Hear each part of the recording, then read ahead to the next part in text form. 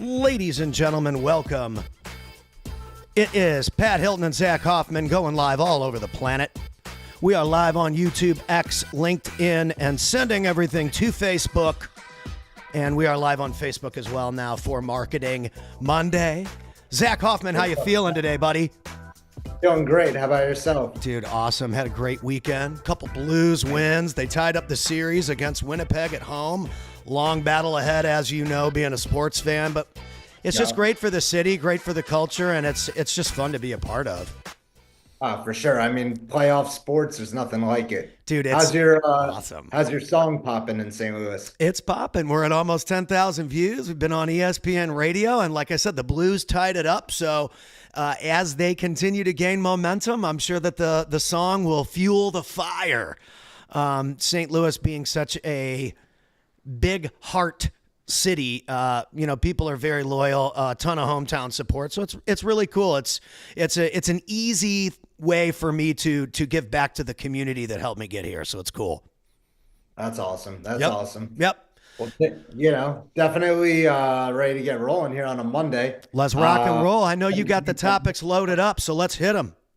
Yeah, for sure. So a couple items we were talking about, just added the call. So the proliferation of virtual influencers is starting to happen. So AI driven, but augmented personalities. We had Google come in with rockstar quarterly earnings, and then on top of that, Google is basically found guilty of monopoly. So they're essentially getting forced to disband some of their parts. One of that being Google Chrome. So that's been a big topic as well. So, so monopoly, can you explain for people who might not understand why they're being accused of that? What are the components that came together to say these guys are too big? How do they even assess that? Well, I don't work at the federal government, so I don't necessarily have the right answer for that. Right. But essentially, they became so great at what they do and drove a lot of traffic to Google search, and essentially then started, pushing people into their own products, and continue to do so. They control the devices in some regard that people access the internet through, and a lot of that defaults to Chrome and the Google browser. But at the same time, the reality is a lot of people love to search Google, and it's hard for them to essentially break that habit. Even GPT came out and said their partnership with Bing is kind of falling apart because the search results that they're getting from Bing aren't what they wanted. So essentially, they're going to be starting to go a little bit more toward the Google engine. They're also trying to create their own search engine, but they're finding that that's a profuse effort, especially with all this information essentially already indexed. So it's going to be interesting to see, how things evolve and how, Google and GPT might evolve here in the near future. And so when we were talking before, you even said maybe even a potential acquisition of the Chrome browser could be a possibility. Or, I mean, if I'm Google, I don't want that to happen. Well, we'll get to that topic. I mean, there's a lot of reasons like it might be in Google's favor. But to start out, definitely on YouTube, they're seeing, if you look at the 2024 data, there was over 1 billion views in the US for essentially augmented reality personalities. So they're not even real people. They're basically, virtual hosts. So like AI generated avatars. Essentially, sharing information, sharing details. A lot of that content is being produced, and a lot of that content is being consumed and watched by American consumers as well as global consumers. They racked up over 15 billion views globally, and essentially 1 billion views in the U.S. And that was a sample set that I saw online of essentially 300 virtual avatars. Only 300? Well, what also got me interested in that is that's a lot of views. That's a lot of views. And then one of the things that really interested me was I was listening to the podcast where the podcast creator essentially gave the introduction, and he said, "Now I'm going to let AI take it from here." And it was all in his voice. So it was basically AI reading a script on his behalf. It sounded on point. It was an AI podcast, so it was spot on in that regard, but it was also very well done. So, definitely the future is continuing to evolve here as, AI is proliferating. Well, into every. and I mean, that's amazing. I was on ChatGPT yesterday. I gave ChatGPT a whole bunch of different ways that they could help me create a free book for people to start doing vertical videos, with podcasting or however they need to do it. And literally, it wrote like a whole 13 chapter book it just ran for like 38 minutes. I came back to the computer. There was a book. I was like, wow, Yeah. it took me like 2 years to release my personal book on Amazon, and it took me 40 minutes to write a free ebook on ChatGPT. The world is changing. Well, you have to read through it. Essentially, I did that with something recently. I would say the work was pretty good. It saved a lot of research and initial details, but you still have to go and like fine Fine tune it, tune it. all the research, and really get it to the next level. Yeah, I agree. Not necessarily where it's not necessarily, I think, like to a publishing level too. No, but I mean, for I'm it sure to there get are some actors out there publishing that it, right? close, I mean, I'm shocked still at the power of these tools. I've never seen anything like it. As a producer, I'm like, whoa, it's Oh, awesome. to even speak to that, I mean, the Oscars just reprogrammed their rules to allow for AI generated content and altered information to be part of the shows. So, or to be part of movies and be awarded as a result, because that was controversial going into the last Oscars. And I believe yeah, definitely on the Oscars and I think the Golden Globes. There's just some movies that utilized AI to enhance voices and just other aspects of the movie. But now they're saying that AI can be used to create artistry. So, in using AI to capture, how you communicate your art, your skills, your talent, that's what they're really looking for. They're not necessarily looking for, blood, sweat, and tears to make a production. They're utilizing, if technology is available, then why not allow them to utilize it to help create more effective art? 100%, man. I mean, 100%. There's a AI app called Suno, and it can like write songs. That's awesome. Like I typed something into Suno, like I had an idea for a tune, and it wrote this other. So it wasn't what I wanted it to be, but I was like, wow, that's pretty good. So Hey, at the end of the day, it took a shot, and that's the beauty of what you're seeing with AI is like as it's evolving, it continues to take shots at creating content, creating information, and in the process, it continues to learn. The, interesting thing about AI that they're saying is it's getting so much smarter, so quicker. It's basically doubling its accuracy rate in a period of about 7 months right now. And they're saying that the accuracy rate and how much better it gets at things is just rapidly increasing. So you're just going to see incremental climbs with AI as it continues to evolve. that's awesome, dude. I love it, and I love that we're weighing into that because as marketers, anyone who has a business, by the way, you are a marketer. And Yeah. so anything that you're doing to try and drive client acquisition or drive results for your clients is based on how are we marketing? How are we in sync with each other? How are we creating alignment? And if AI can lead you in the right direction, like you said, it doesn't need to be word for word. You're going to have to fine tune it. But if it can help guide you and light the way and help you, become more powerful with your execution, then my goodness, use it. Oh, for sure. It's definitely a big time collapser and definitely allows you to get to the next level a lot quicker in a lot of regards from communicating information that you might be looking to communicate, as well as if you build up the AI knowledge base in the source that you're trying to get answers from, it definitely assists in future, answers that you might be looking for. Oh yeah, this ChatGPT like talks to me and my personality. It's kind of funny. Kind of scary. Yeah, it is a little scary. I'm like, hey, I say that. That's funny. What else we Trying got? to use like your words, Well, how you say things. like even the way it responds. Like I asked it something this morning, and it was like, "So here's the deal," and I was like, "Oh, like you know what I mean?" Like I don't know if it would talk like that to my dad. You know what I mean? Yeah. But to me, that helps me. So here's the deal. You can do this one thing or this too, because I'm like, how can I help people get motivated on a Monday morning without being too aggressive? Not everybody is crazy aggressive like Pat. Some people like the low key, stuff. And it's like, well, you can do this and that and the other thing. You can do this, that, and the other thing. Here's the deal. Well, and I was like, whoa, this thing It's communicating with me in my energy. Like I can hear my tonality and the way that it responds, which helps me digest the information and helps me get something out of the response. So the Oh, machine is incredibly intelligent with its communication style.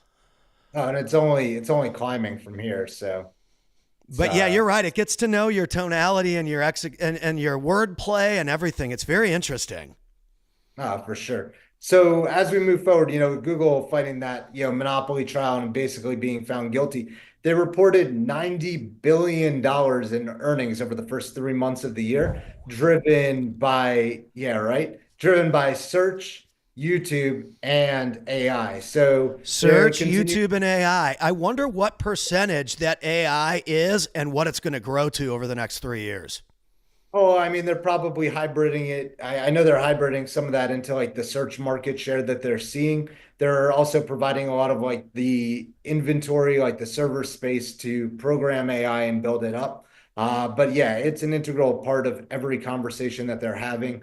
We recently sunk, information from some of our databases on Google with GPT to give GPT a better knowledge base of how we operate. I think it's going to be groundbreaking for initiatives that we drive forward. But the integrations that you're continuing to see with AI, and if you're actually encouraging it, utilizing it, you're starting to see a lot more efficiencies being created. And a lot of organizations are investing heavily in not necessarily like like the what if or if AI is going to impact things. They are utilizing AI firsthand to really, make things more efficient and essentially, I'd say augment, people that they might have needed in the past. Dude, that's awesome. And I mean, even like AI responses and AI agents, big, huge conversation for especially like social media companies like myself. We want to make sure we're getting automated responses. We've got a bunch of that stuff we're going to talk to you about this week with, you know, just helping people understand that they can comment a keyword, get sent to a website, fill out a form, all these types of things that used to be so difficult that you had to spend so much money on. Now Instagram's got their own system and it's just built into Instagram that they're starting to let people beta test, which is awesome because obviously we get access to that as blue check mark creators. So I'm excited about that this week. Well, even something just like outside of just, I would say like autonomy within like some of these software plays, when you look at self-driving cars, so Google owns Waymo, and they reported that there were 25,000 rides per a week being utilized via Waymo. So they're talking about, and Tesla's having the same conversation about potentially putting cars at like, like at people's homes or like at their disposal in a lot of ways, basically on a per ride basis, or I think they're trying to figure out the model. But it's very interesting because I would say a lot of global economies, a lot of countries in general were kind of like formed off of the manufacturing of automobiles. Even if you look at how some of the largest countries right now are augmented when it comes to cars and production of cars, but then you're seeing essentially cars lasting longer. And now you're starting to see these driverless cars. You're going to have a whole generation that might not have any interest in driving cars. They might just want to get into a car and be taken places. Right. So you're going to continue to see that evolve. And it's a huge segment of the market and the economy. I mean, look, Uber's had a huge impact on the usage of taxi cabs. We all know that. Yep. But now when you start to talk about Waymo and the ability for driverless cars to be taking, more market share in various markets, that's a whole nother level of, essentially utilizing AI to augment, people in society. Dude, I have a friend, Tim Lyons, good friend of mine. He's a fitness coach, helps people build their gyms. He's done an incredible job with his gym. And so he helps people and all of this kind of stuff. And he was at some event and just took some driverless car. And I was like, dude, this is so crazy to even see people that I know. And it's always the business owners and the entrepreneurs that really want to test and document and stuff. And he was like, I didn't have to talk to a driver or deal with anything. I just hopped into the Waymo and it took me where I needed to go. And I was so shocked that that's where we're at, that it's like, wow, When are we going to have the cars that like the wheels go under and they start to fly like Back to the Future 2? Remember that? I don't think that's far away either. I think that's definitely being created in some lab somewhere. I mean, it's got Uh, to be. It has to yeah. be. Sure. It's a whole nother evolution. Yeah, and then to move forward with, Google and this whole discussion about Chrome. So they're saying they're gonna have to divest Chrome, which is essentially like the key, the root, the browser. Right. So GPT has raised their oh, so the government asked like who would be interested in taking over Chrome, and of course, numerous parties, but one of which is GPT, essentially asking or requesting the ability to take over Chrome. And if GPT were to essentially acquire the entry point of a lot of users onto the internet and the web, I think that's going to be huge as to where we see AI just, from an adoption perspective, just really take off. Now, when you look at it from a Google perspective and where they might benefit from that, Google probably would still control the ad network, right? So now Google would be able to take their ad network, bring it over to GPT, capture all of those searches, and then they would be working that much more closely together. So GPT is definitely ends up being the suitor and the winner of Chrome. I think it's going to just make it even Google a little bit stronger. So I know they're offering their hand. I don't know if it's going to be accepted, but it's definitely an interesting topic or something to think about. Whereas if, GPT took over all those commands or that entry point onto the web, what we would see left of the internet from that step forward. Wow. I mean, if ChatGPT acquires Google Chrome, when you told me that before we got on the call, I was like, whoa, that would be Yeah. crazy. I'm going to tell you, I already use ChatGPT as a search a lot more than I ever have because it's the way it gives me information. It's not a browser listing, so it doesn't list information as a browser. But I will say that the AI, like Google AI or Chrome, Chrome has like an AI answering thing too that kind of lists things similarly to ChatGPT when you search, but it's not the same. GPT and it might be because the thing knows me, but the way it gives me bullet points, the way it does this versus this, the way it does breakdowns, like this morning, I'm crazy. I'm pumped up this morning. I'm in weightlifting mode. How do I control that with my posts today? And it's like, well, here's the deal. Boom, boom, boom, boom, boom, boom, boom. The way it breaks it down, in my opinion, is changing the game. I'm consuming it more. Oh, for sure. I mean, it's definitely going to become a bigger and bigger part of everybody's lives. And it's going to be, yeah, definitely. If you continue to craft it and utilize it, you're just training the system more and more. So it's just going to get better and more efficient at what it's doing. What's interesting though is like Apple's AI is a little bit behind. They have been promising the public that their new iPhones would be really AI centric and be able to, fill a lot of gaps and a lot of things that they're marketing and advertising. But they found they've kind of fallen short on that promise. So AI at Apple is undergoing a major shuffle as they try to meet what consumers are looking for when it comes down to AI and the promise it can bring.